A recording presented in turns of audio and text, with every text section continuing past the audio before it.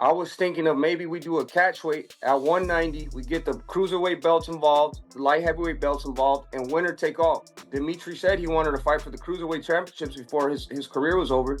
So maybe this is we can make a even bigger fight like that. Yeah, so based on the sparring, I know the potential of some certain type of scenarios in the ring. And, you know, for a fight to change and fight to end, it only needs 1 second or one good combination. So I know that I told you guys over and over then that I did this to Sudo Ramirez in the ring. I did the same thing to Dmitry Bivol. You know, I'm not trying to be cocky, I'm not trying to be disrespectful, but those are just the facts. To be honest, now I don't care. Now I wanna come back and then we will see. Yeah, trilogy is. If people want to see it, I would like to show it. If people wanna see Benavidez, let's do it. But for my soul, also, I wanna come. I wanna move up. I wanna try to another weight class. I wanna have some more achievement. A war of words erupts between David Benavidez and Dmitry Bivol as discussions around a catchweight showdown begin heating up, with the potential bout carrying major pound-for-pound implications. Benavidez openly states that his focus is on claiming every title Bivol holds, emphasizing that no other matchup has his attention at this moment. Bivol is really he's the only fight I really want, like that I truly want, because he has all the belts. You know what I mean? After I beat Bivol, I'm going to have, right now I have 8 titles. You know, 3 of them are interim, 3 of them world championships at super middleweight, light heavyweight. Now I got 2 of them at cruiserweight.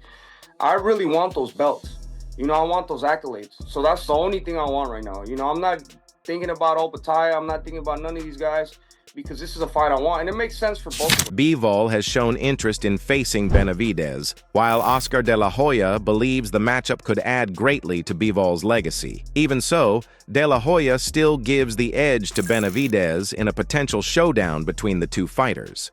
I mean, if he's willing to do that, if he's willing to be great and fight Benavidez, my gosh, that would solidify, you know, Bivol's, you know, Hall of Fame career for sure.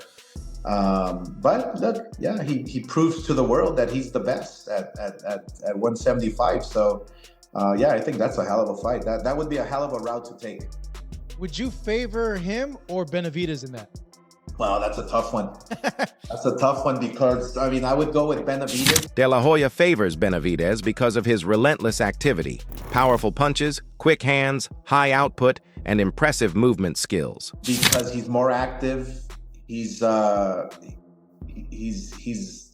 throws more punches, he has better footwork, obviously, than Beterbiev. You know, he's smarter up there. He knows how to think, knows how to adjust.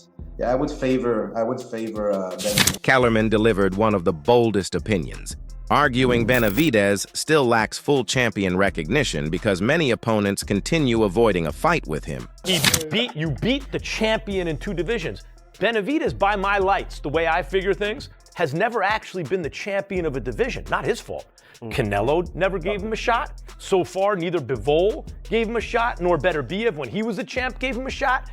Opataya is a champion who is sitting there going, I want to fight you, right? Look, the fact that no one's fought Benavidez, you understand. And I know he just beat Zurdo Ramirez and there were belts on the line. Right. The actual champion of the division is different. Let's say the most likely scenario is he goes back down to light heavy and he fights Bivol, who right now is the light heavyweight champion of the world. Questions still remain about whether Benavidez should remain at cruiserweight or return to light heavyweight, as Devin Haney believes the weight cut could negatively affect him. I don't love that for him because we've seen guys like Roy Jones go up in weight and come back down, and they just aren't the same. I think he was already killing himself to make the weight.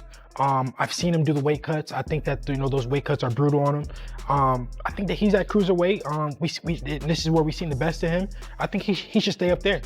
You know, guys, I agree, and I'll tell you something else. Where are you with this? Me? I like it. I like the fight. You like him going back down? I think. Or do you want Bivol to come up? I think Bivol, no. Go back down if he likes to. He could choose it. I mean, he's champion in both weights. Max went further at one stage, saying Teofimo shouldn't be viewed as a real champion, insisting Benavidez still hasn't been given the opportunities he truly deserves. Especially should not be calling the title holders champions, because think of how hard it was. You actually had to be the champion of the whole wide world. It's different. It's different. The guys who need to call themselves champions who just grab a belt are the dudes who aren't good enough or didn't have the opportunity to even fight those fights. Anyway. It hits different, and I feel like with Bivol, I think he's the only one that'll possibly give David Benavidez a little bit of run for his money. Who do you like in the fight? Moving all that? Because of the movement, I think that Benavidez really capitalizes when you're right there with him. Yeah. And I think Bivol doesn't give you that kind of moment. Benavidez's future remains heavily debated as Shawn Porter urges him to choose his weight class wisely going forward, also naming Jai Opataya as a preferred first matchup. Porter believes Bivol would struggle more against Benavidez than he did versus Beterbiev, while the ongoing Beterbiev-Bivol rivalry keeps the division uncertain. At that weight class, I personally want to see the fight against Opataya. I personally want to see the fight against Bivol. Bivol, you're still around, and since you're still around, not that we're feeding you to the wolves, but this guy I think is young, vibrant, and probably would be, in a lot of ways, a tougher fight than Benavidez, or I'm sorry, than Of course. Remember, I've been saying that. I'm good on the trilogy, man. Let Benavidez get it. Shawn Porter emphasizes that a Benavidez versus Bivol fight would be more exciting than Bivol's trilogy with Beterbiev. He describes Beterbiev as a simple, direct fighter to read and hit, while Benavidez and Bivol both present higher skill, pressure, and danger, making their matchup the division's most thrilling clash. Styles make fights.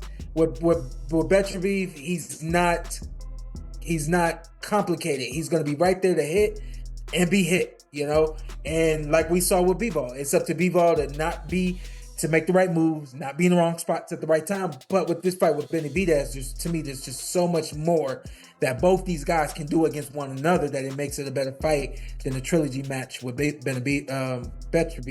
Teofimo Lopez states Benavidez currently has multiple paths regarding his weight class. Whether moving up or down remains his decision. Still, he stresses Bivol would pose his toughest challenge, especially over long-distance fights. Lopez also notes David Morrell already troubled Benavidez with his timing, movement, and awkward style. He's in a new place right now. I get it. I get it. Is he in a tough place because he's at cruiserweight, and then if he drops back down to 175, or the fight with Usyk is a heavyweight, then he's in a hard place. Well, how should he maneuver that? If he's cruiserweight, then they have a new weight class, a bridgerweight, or is that only WBC side? Yeah. Only WBC? Yeah, that's an option. You know what I mean? And he's basically WBC's world champion, so they could probably round him there too. So many avenues for him. You mentioned you think Bivol is probably the only one that could challenge just him? because of the distance. Yeah.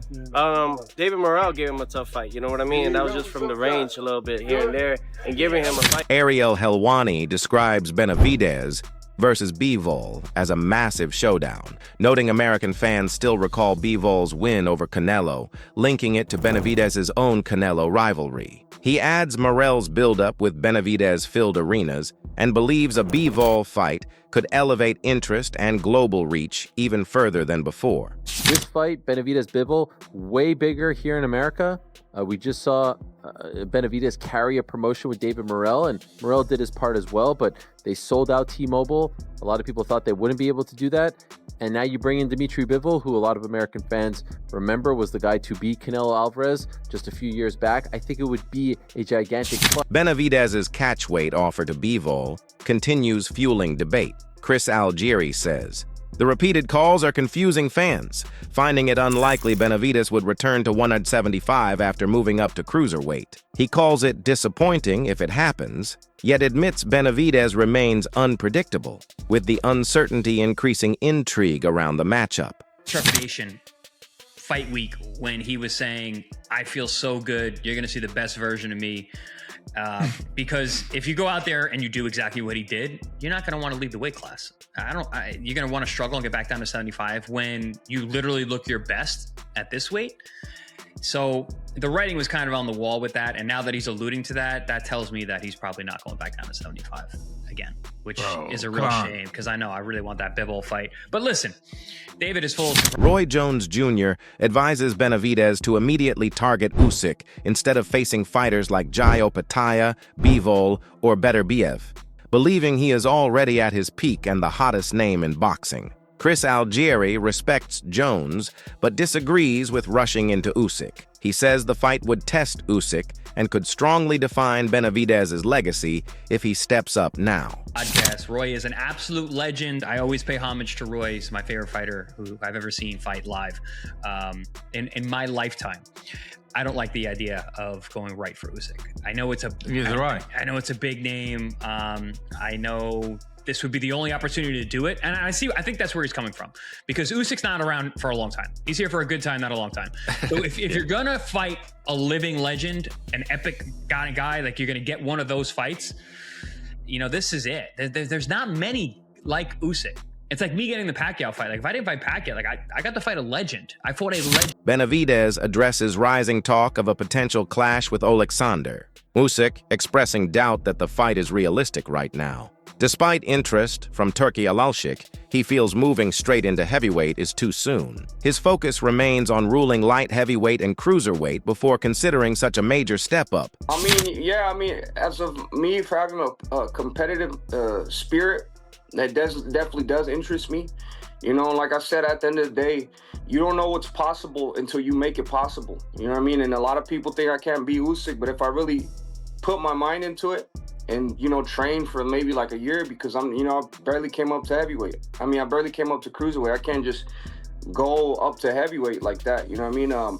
But if I train myself and I prepare myself, I could beat anybody in the world. But right now, that's not possible for me in my eyes. Benavidez discusses the competitive drive behind talks of facing Usyk, admitting such challenges do interest him. Still, he stresses, motivation alone isn't sufficient without correct timing and preparation. He notes the jump from cruiserweight to heavyweight requires gradual adaptation and conditioning. Rushing it, he says, would be risky, though ambition to face elite fighters remains strong underneath. I want to be a reigning champion at 175 in cruiserweight. So that's already kind of hard to do that. If I go up to heavyweight, then I should forget about light heavyweight, because, you know, the weight difference is just way too big. But I'm never gonna say never, because maybe in the future when I'm like 35, maybe 36, we could go up to heavyweight. But right now, I'm really just, you know, I'm just really I'm just taking care of the cruiserweight and the light heavyweight division. Benavidez confirms plans to return to light heavyweight, targeting an undisputed showdown with unified champion Dmitry Bivol, who is scheduled to face Michael Eifer on May 30th. He says talks with Bivol's camp have already begun and believes the fight will happen this year, as focus fully shifts to 175. Told you guys I was gonna come back down and fight Bivol, and that's exactly what I'm gonna do. Now I won 2 more titles at cruiserweight. Now it's time to capture the rest of the titles at light heavyweight. I love that. Do you think that it could happen? Is the dream for it to happen in September, Mexican Independence Day weekend? Is that what you want? Not right now. I think I don't know what's gonna happen because we're still in. Andre Dirrell gives a straightforward take on the growing Benavidez versus Bivol talks, identifying weaknesses in Benavidez's style. He calls Bivol the final boss of the matchup and warns he will be difficult to solve. Dirrell stresses footwork as the key, saying Benavidez may fail to close distance, with Bivol's movement and range control likely securing him the advantage. I don't think he can beat Bivol. You know, I don't think there's literally like nothing he can do to get the victory. I ain't saying they ain't gonna be close. What I'm saying is nothing he can do to win. I think Bivol will edge him out as far as moving. You know, how David pursues versus how well Bivol moves and punches along with this movement will simply be too much for David. He'll be trying to figure it out. He'll be more determined as each round progresses, right? And he'll never...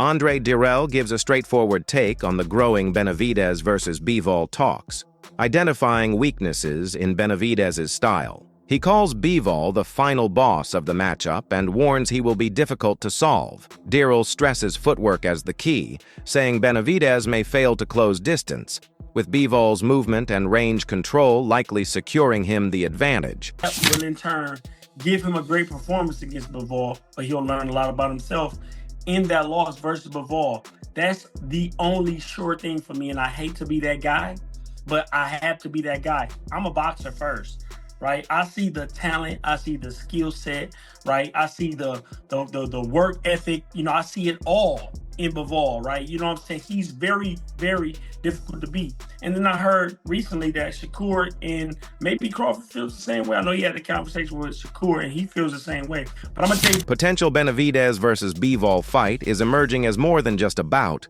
turning into a true examination of skill, timing, and elite experience that could shape both careers. If you found this breakdown valuable, don't forget to like the video, subscribe for the latest boxing updates, and leave your prediction in the comments below.